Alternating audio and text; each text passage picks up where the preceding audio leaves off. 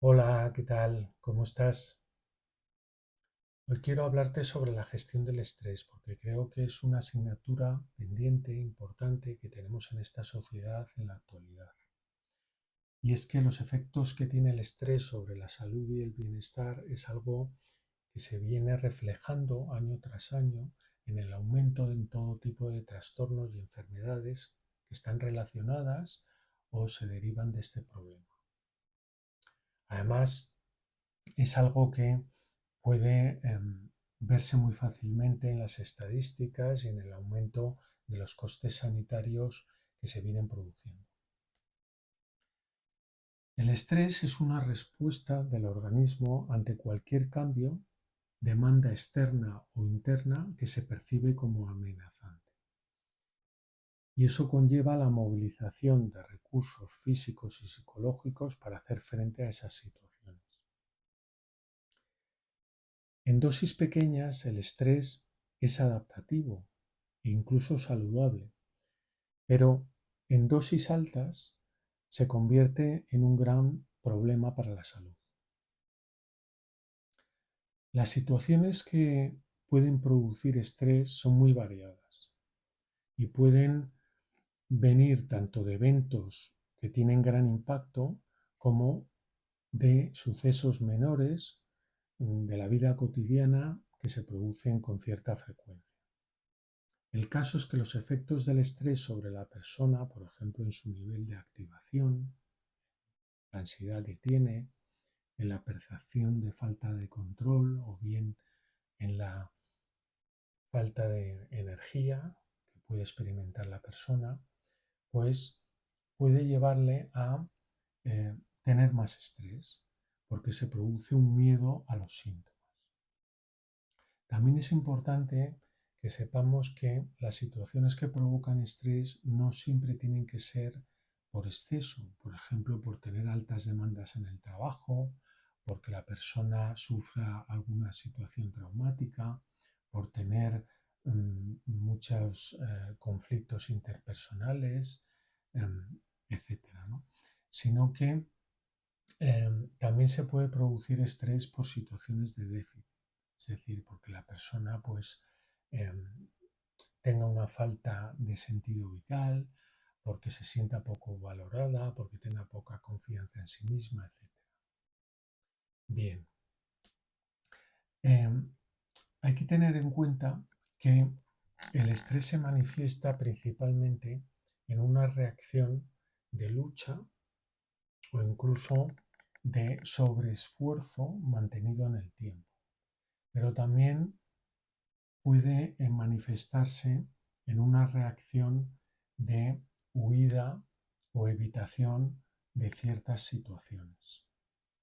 Además, el estrés suele vincularse con algunas emociones, por ejemplo, con el miedo y la ira.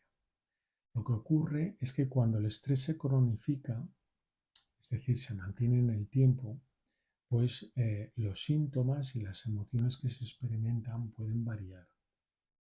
Y así la persona, pues por ejemplo, puede empezar a sentir indefensión, pasividad, falta de energía, emociones pues de tristeza mantenidas en el tiempo. Es decir, que ya hay síntomas de tipo depresivo. Y esto es algo importante de tener en cuenta a efectos de un tratamiento adecuado del estrés. El estrés dependería de la valoración que hacemos las personas sobre las situaciones estresantes y también sobre los recursos que creemos tener para poder hacerles frente. Y esa valoración de amenaza, de daño, pérdida o reto que puede realizar una persona, pues también tiene que ver con su personalidad y sus hábitos, es decir, con sus creencias, actitudes, con eh, los patrones de conducta que puede tener, los estilos de afrontamiento que pone en marcha y también, como no, con el apoyo social percibido por la persona. ¿Vale? Es importante que las personas tengan un apoyo social suficiente para experimentar menos nivel de estrés. El estrés, por tanto, puede estar muy vinculado a los hábitos cotidianos que tiene un individuo, pero también es cierto que puede haber distintas personas que tengan los mismos hábitos poco saludables y sin embargo algunas experimenten estrés y otras no. Por esto es importante remarcar el factor interno de personalidad que puede hacer más vulnerable a una persona a padecer de estrés. En cuanto al desarrollo del estrés, se sabe que se produce principalmente en tres etapas. Primero una etapa de activación, después otra de resistencia y finalmente una de agotamiento. Y que los efectos que se producen en el organismo pues se realizan a través de tres ejes principales que tienen que ver con la respuesta del estrés. Estos tres ejes son el eje neural, el eje neuroendocrino y el eje endocrino y concretamente el subeje adrenal hipofisario. El eje neural es el que entra en juego de manera inmediata, ¿vale? A través de la activación del sistema nervioso simpático y somático. Y esta activación de estos sistemas lo que provoca ya son ciertos síntomas, como por ejemplo, pues el incremento de la tasa cardíaca, la mayor tensión muscular, ciertos dolores, cambios de temperatura, la vasoconstricción o vasodilatación, etc. El eje neuroendocrino entraría en juego de manera un poco más lenta. Es necesario que el estrés se mantenga durante más tiempo, ¿no? Y ya implicaría la activación de las glándulas suprarrenales, ¿vale? Y la liberación de ciertas hormonas, en concreto llamadas catecolaminas, ¿no? Como la adrenalina y la noradrenalina. Y la activación de esto lo que produce es ya síntomas en la presión arterial, en la tasa cardíaca y de otro tipo, ¿no? Y es más frecuente que puedan darse ya trastornos cardiovasculares. Por último, el eje endocrino se pondría en marcha más tarde, ¿no? O sea, es decir, requiere que el estrés se mantenga durante más tiempo. Y ya implicaría la activación de ciertas hormonas, ¿no? Como los glucocorticoides, por ejemplo el cortisol, y mineralocorticoides, como por ejemplo la aldosterona. Y esto lo que provoca ya son otro tipo de síntomas, como por ejemplo, pues esa indefensión, depresión, también inmunosupresión, síntomas de tipo gastrointestinal, etc., ¿no? Bien, el caso es que todos estos trastornos a nivel físico y psicológico al final se traducen en una mala adaptación de la persona y en unos hábitos poco saludables, ¿no? Es decir, al final la persona pues, puede tener problemas de insomnio, puede comer en exceso, puede también, bueno, pues consumir y ser dependiente de ciertas sustancias, etcétera, ¿no? Y también no debemos olvidar que el estrés pues tiene un impacto importante en el rendimiento en el trabajo, ¿no? Por eso es fundamental tenerlo en cuenta en contextos laborales. Bien, ¿cómo podemos gestionar el estrés? Bien, los síntomas pueden reducirse con la medicación. Lo que pasa es que, bueno, pues esto está bien en ciertos casos, ¿vale? Y sobre todo al principio.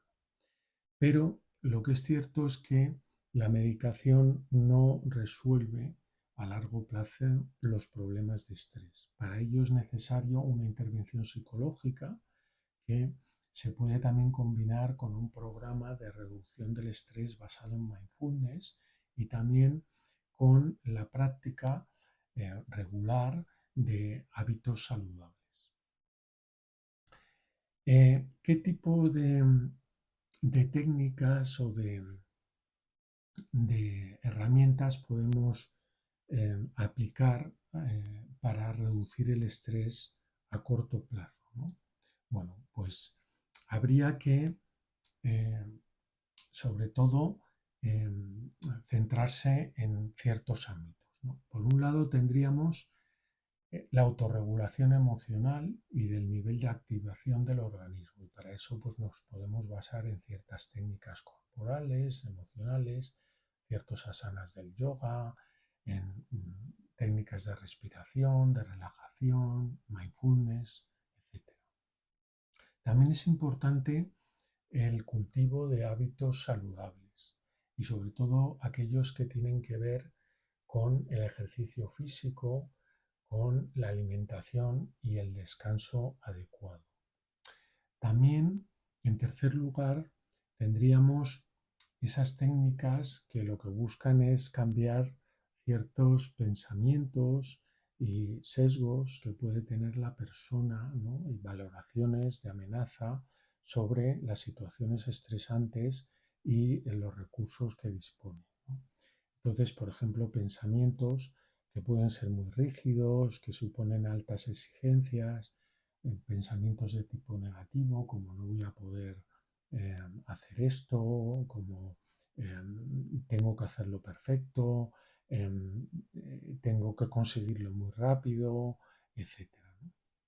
Bien, eh, también sería importante el ir cambiando ciertos patrones de conducta que favorecen el estrés, como por ejemplo, pues la alta competitividad, la impulsividad, la impaciencia, ¿vale?